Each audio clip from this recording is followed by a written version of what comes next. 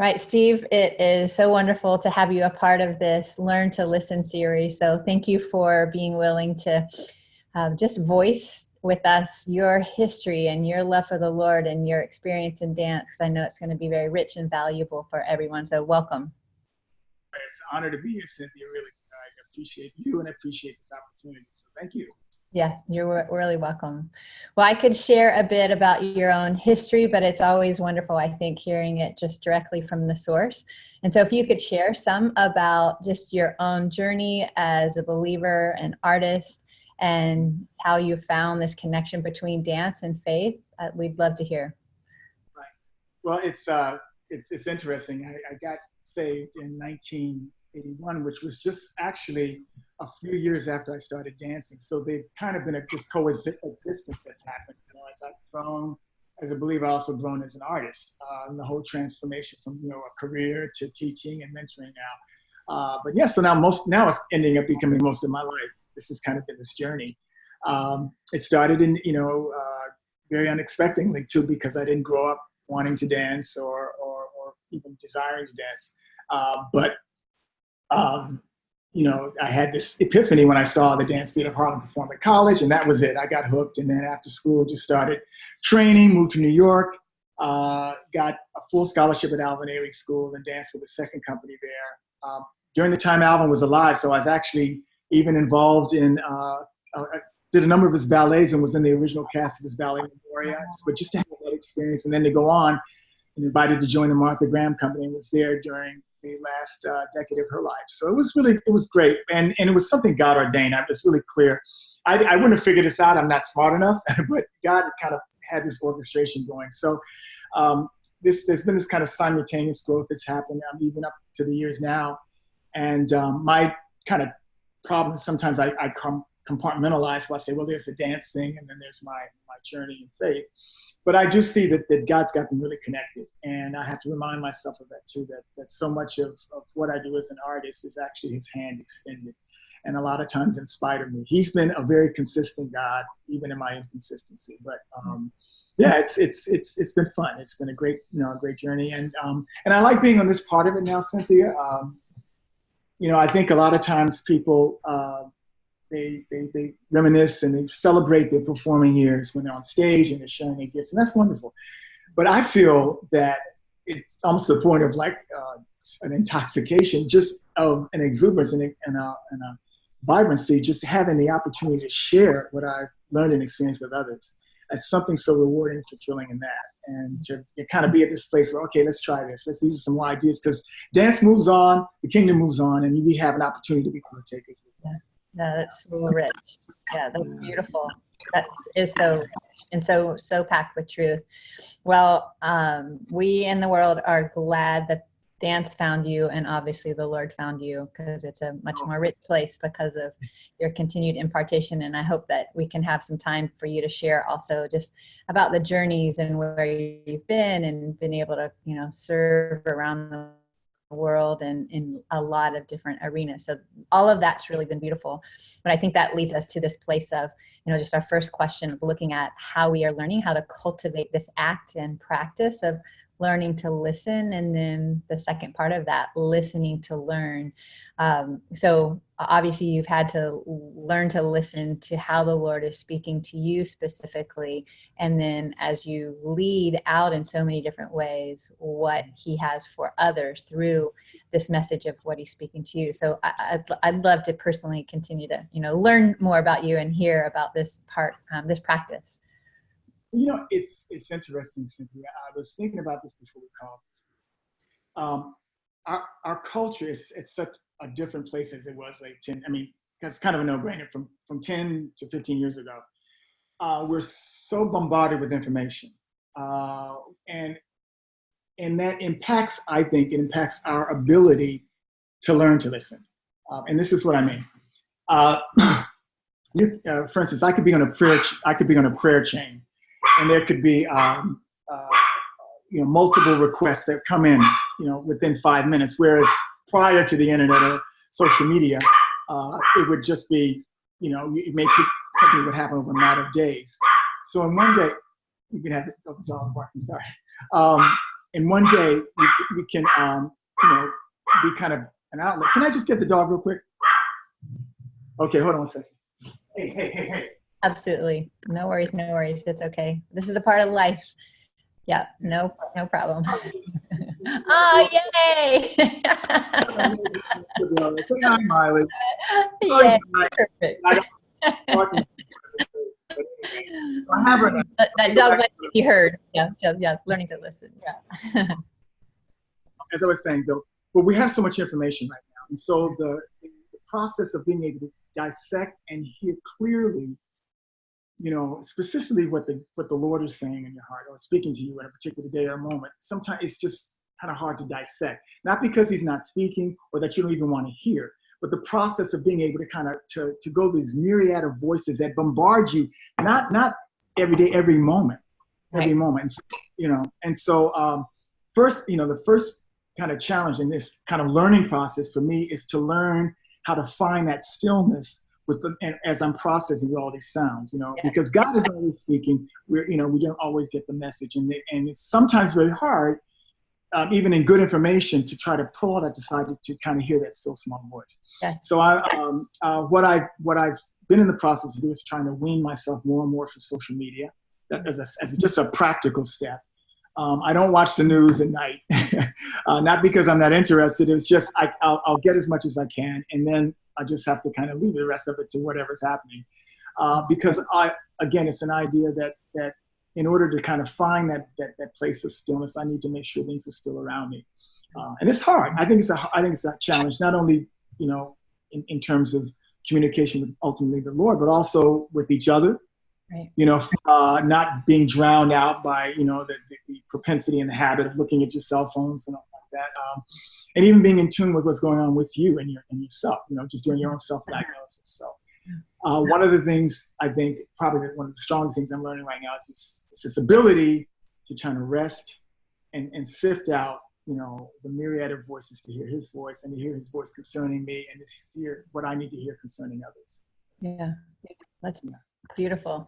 So let me ask just a real practical step to that. So the clearing away for being able to listen, how do you know the Lord's voice for you personally? How do you know that it's the voice of God that's really speaking to you, confirming you, nudging you?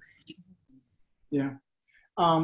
It's interesting. For me, God primarily speaks through His Word. That's my primary way of hearing Him. So it's usually through the Word, but also a lot of times it's in the midst of just being still and observing circumstances. It sounds a little strange, but for instance, I've been looking at a number of teachings and some conferences on the internet. Just like Todd White, a number of evangelists, and then sitting back after kind of observing a plethora of them, and just seeing what's the common denominator here, and hear what's the common voice in all of this. And it's or even getting readings from Randy when he writes an Artist of Zion, and just seeing the flavor and the connection between that and something that you might have written like that. It kind of, there's usually generally a synopsis. There's something that God's saying in different circumstances. And I think that's when you really know it's the Lord. Yeah. Because I can have a notion, but when you hear 2 or 3 other people with the same notion, you know that there's something going on there that's significant and we need to plug into. I was talking with my wife about that. There's a real sense of urgency, and people really start crying out their desperation, to have encounters with God.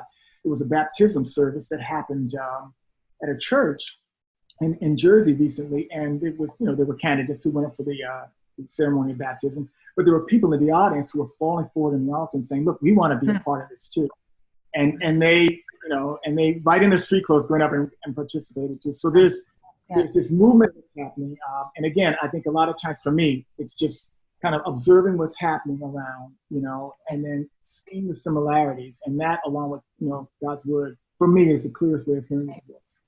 Yeah, I agree with you. The Word of the Lord also speaks to me. There's something about His creation that really speaks loudly for me as well. When I can get out of doors and really feel like I'm communing with God through His creation, it just there's something about me that's, you know, not this trying to be a new agey terminology, but like a earth mama, you know, that just. But that's true. It's interesting because my devotional time, I tend to have, I go outside. I go out in the trees. And, you know, because I need to be in this place of stillness. Right. And also just there's, you know, God's creation confirms his reality. Yes. You know, I love Psalm 19 is one of my favorite Psalms, that the heavens declare the glory of God, day and night they pour forth speech, and there's no word that their voice is not heard. It's something about getting an opportunity to be in concert with his glory that's already being revealed. Nature's revealing his glory, and we get to be in concert with that. And so being outside for me, or taking walks, is real, you know, good. Yes. And I think along that, and then we can move to the next question. But the reason why for me that is so vital is, me as a human, sometimes I have alternative agendas. I will not always align with my complete purpose. And it might be because I'm persuaded by other voices or my sinful flesh or just whatever that detours me. A tree isn't going to do anything but be a tree. You know? And a bird isn't going to do anything but be a bird. And so when I'm surrounded by those entities of God's creation that are doing what they have been designed to do, it just calls me into that place of reminder of purpose as well. So again, I know that can get into this kind of ethereal whatever, but it's biblical, and it's just foundational in creation. I agree on this. You know, I think if anything, I think the Bible actually really affirms that. You know, he's always revealed himself in nature. You know, I mean, in the beginning of Romans, talked that his invisible qualities have always existed. So you know, I think, if anything, I think it affirms it, you know, in a really wonderful way. Yeah. Well, it's lovely to hear about how you're cultivating that understanding of listening to the word of the Lord and just to the voice of the Lord. And I do also agree with this commonalities. And we know, even as we're traveling globally and how God is moving around the world and the nations in and through the art and the artists and the kingdom, there are some similarities happening, not just in our sphere of, you know, in the States, but globally as well. So absolutely. Yeah, I know we could go on and on about that as well. Yeah, well, you've traveled to Mexico recently and other places as well, and I know there's myriads of things you can talk about that. Now I was in Peru and over in Paris, you know, earlier this year, and it's so interesting to see there's a similarity in the move there. You know, and these artists, they're not connecting their faith just because it's a clever thing to do or something to be nice to put on their Instagram profile. They're really are genuinely understand the need to kind of reveal God's nature and glorify him to what they're doing. And they're serious about it. There's no apology in it. And it's good to kind of see that happening universally. Yeah. God just pulling it out. It's this time. It's just, yeah. Well, with this understanding of listening to the Lord and knowing that sometimes we're listening as a follower of Christ, sometimes he's putting us in this area to be a leader. As you've learned to cultivate different leadership qualities and leadership skills, what do you find are some of the most significant ones, or some that you're valuing the highest, and might even be just in this season of your life that you would really kind of charge other leaders to consider ways that they could too cultivate leadership qualities? It's so interesting that you talk about learning to listen to learn, because I think that's probably a more fundamental requirement, is the ability to hear get people's heart. I think that, you know, the old model of just being, of commanding and ordering, whatnot, I mean, where there's times where that comes into place, for the most part, people respond when they feel that they've been valued. Yes. You know, and I know that fundamentally we had kind of heard this at Project Dance New York, in the cultures there, is that, you know, we have this kind of obligation to be concerned about other image bearers. Yeah. Everyone bears the image of God. So fundamentally, in terms of a bottom line respect, we have to respect one another as being someone also made in the image of God, wherever they are in their spiritual journey. So being at that place is important. But in addition to that, is also hearing people's heart. Now, obviously, you know, as you know, you can't always sit down and have a one-on-one conversation, get all the details and prayer requests. But you can ask the Holy Spirit to give you sensitivity on just what's needed there, so that people really feel that they're a part, that they want to follow what you're doing, because they feel they're part of this vision that they've been allowed to be a part of. I do think that every leader needs to have a vision. I think that kind of guessing and let's just try to case the line and figure it out, it's not going to work. You have to have a vision, and you need to be able to share that vision with other people. But in the process of sharing that vision, also get a sense of their hearts and how they can be co-contributors to this moving forward in this vision that God's producing.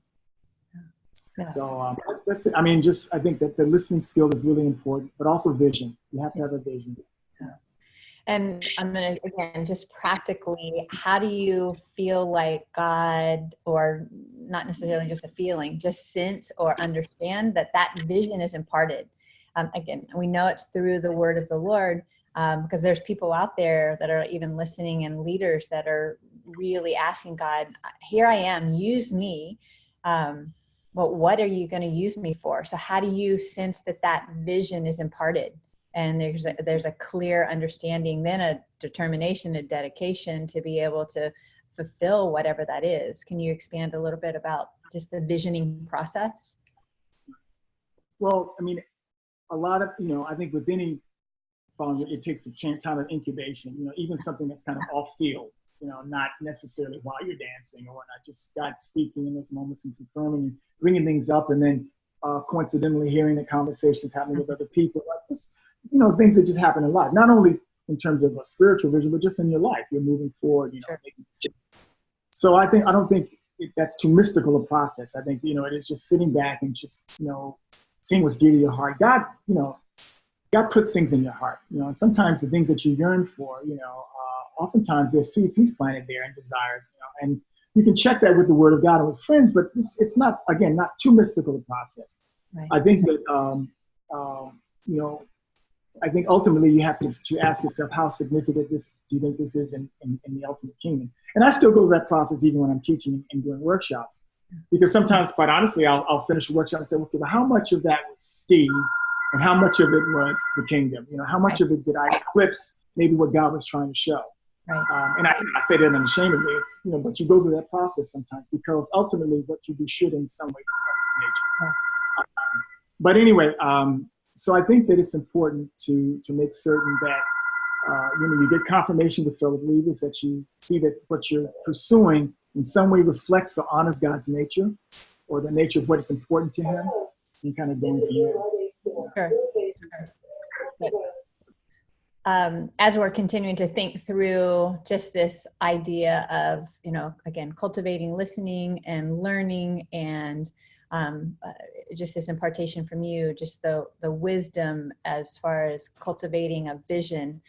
I just really believe, as we've talked about already and kind of alluded to, the Lord is on the move around the planet. He is on the move. And with that is just this understanding that He's actively engaged in through all kinds of mediums, in all kinds of ways, but in particular, just as we've been in the arts for our life, how do you feel like God is moving in the arts? And that can be, again, in your sphere of influence, globally, just where and how. And then in second, in tandem with that is just your particular passion or vision, or, just your calling in this season.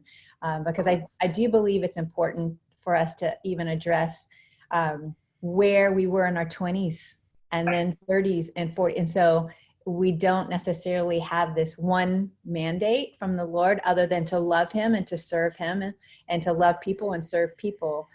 How He does that in and through us, that's going to continue to evolve in our maturity and our experiences. And so, so back to just addressing, how do you feel like God's moving in the arts today, and your role in that, your calling in that? Well, first, it's very exciting to see this move that's happening, and it's authentic, as I mentioned before. It's also it's unashamed, and it's bold.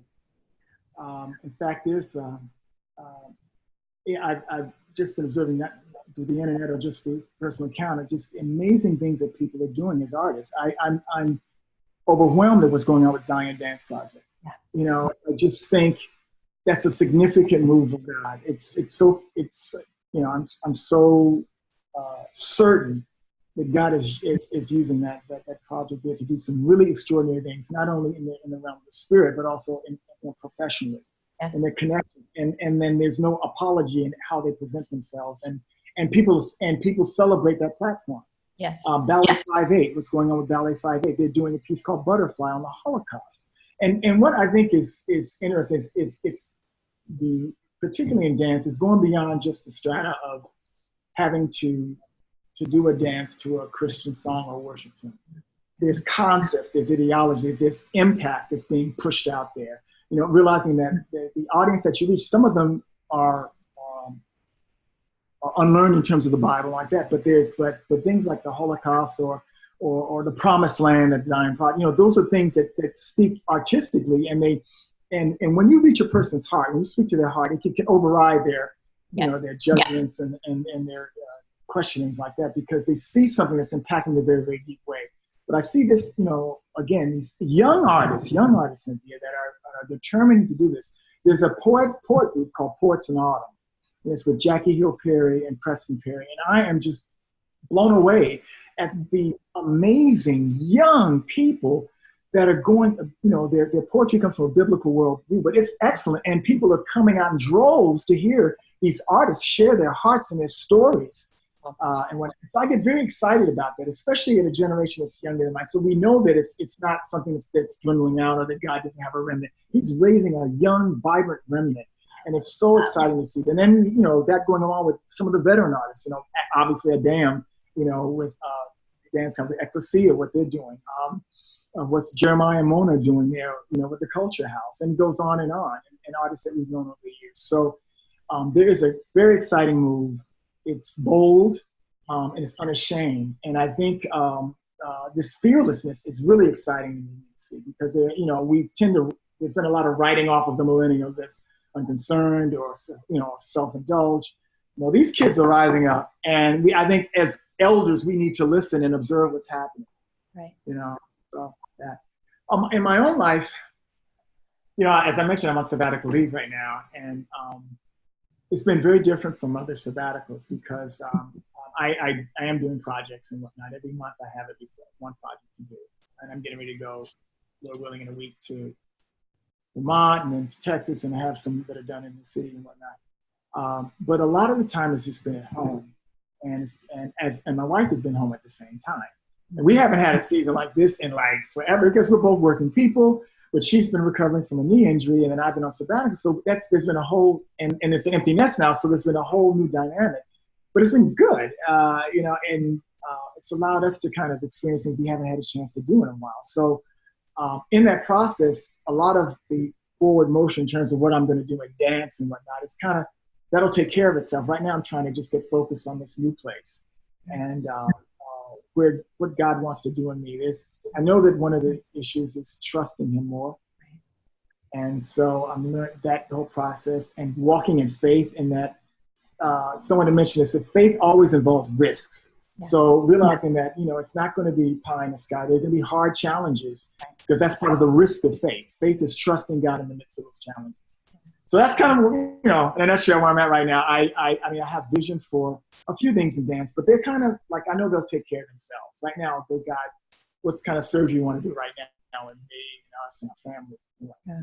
So that's really very encouraging to hear. And again, I think it's validating in where are we in this history, and we can put on the you know, on the records, like 50 years of our knowing of what God's been doing. And it's so limited in comparison to what God has been doing. And even through the arts, and through movement, and through dance, and through worship for a long time. But this kind of stamp of these like 50, you know, years thus far. And I know we've talked about this in the past, in particular with Randy and some of the other kind of old timers, in the context of how we are really being blown away about this next generation, and what we dreamed what happened is blown our minds because it's so much bigger than what we really could have imagined. And it's not, and you look at it with a sense of celebration, not forlorn, like, wow, I wish it had happened. Like, yes, go, yeah, go run, go, yeah. And still feeling that there's, even in the process of this new momentum, there are things from our experience that we can also plug into that could just be kind of food for thought as they move forward. Okay, here's some other tidbits here. Now you guys go run with the ball now, you know. And so it's exciting to see that. It's not, you know, it's a celebration. So I find it, really enjoy that. It is. And I believe as we're keeping the teachable heart, because that for me is one of the, you know, highest characteristics, that we continue really to remain teachable always. And although we might be a leader and a teacher, educator, servant, minister, if we aren't on the other side of that, completely always open for God to fill to the fullness the vessel. So I agree with you as we're celebrating, and it's different. It's a different expression because the times are different and how technique has evolved in our attention span and media. You know, there's so many things that impact that. And it kind of ties in what I shared earlier. We're so bombarded with things now. I mean, process, in which one of the unfortunate byproducts is that the whole thing of process is becoming small and smaller, and product is becoming larger and larger. So, and people are finding ways to get to the product sooner with a shorter amount of process. And so that's why you see, you know, people dancing in some of these dance groups. They've been doing it for like a year and a half and whatnot, and they're doing it really, really well. And that's, you know, I'm not talking against that, but sometimes the celebration of the beauty of process doesn't get really looked at. So the notion of longevity can become more questionable. It's more prone to get injury and whatnot, because to really develop as a dancer, it takes time. It takes time. And we don't have a lot of time in terms of, and we're not given a lot of time the way our culture goes right now. They want things fast and quick, you know, rather than going and to someone and necessarily learning something. You can go on YouTube and get the steps and then do a facsimile thereof, and it can look quite good. So there's that kind of reality as well. But on the flip side though, all of this access to media, all of this access to sing dance has made, you know, has been a dance explosion where people, you know, now all over the world get to see a real strong myriad of dance and get excited about it and have stars and understand it. And even shows that we probably at first they kind of did a little eye roll, like, so you think you can dance. We really need to pay attention right now because they're lassoing in a whole new audience right now. And people are, you know, people want to see dance. So, they do. And I'm glad about that, because that helps in this calling that we have, that it's going to continue to be perpetuated. And there's a lot of it going to be happening in heaven. So some of us just practice down here on earth now for a little while until we get there. You know, I think we forget that it's not just like the guys here. This is just a very, very small glimpse of glory. I mean, I can't imagine, fathom what art looks like in heaven, you know, from the supreme artist. So it's going to be lit as for lack of a better word. And so we wait for that, you know. Well, it's that direct, you know, conduit without any distractions. I feel like in heaven, we're going to be like the trees and the birds, where there's there's no other distractions. There's nothing that can pull us away. You just exist being in the glory. The water. That's great. Well, in closing, just are there any things we haven't touched on? Anything else that you just feel like either for leaders or people who are artists that are listening, or just maybe even the non-artists that are trying to understand and grapple with, okay, what is going on with these people who are saying they're believers and they're using a different mode of communication than I've ever understood before? Just anything that comes to heart that you would like to share.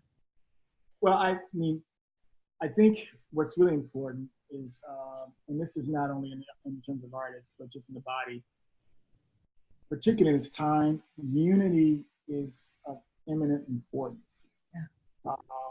And that doesn't necessarily mean that you have to agree on everything, but the unity trumps what you agree on, you know, especially in terms of like doctrine and theology. I don't think we realize how desperate the time is, and people are looking for something authentic, and they can't see anything authentic if it's not unified. And so I'm personally, on this quest to really become more concerned about being one with someone in terms of one in Christ, as opposed to, all of the minute details of what you believe doctrinally or how do you express.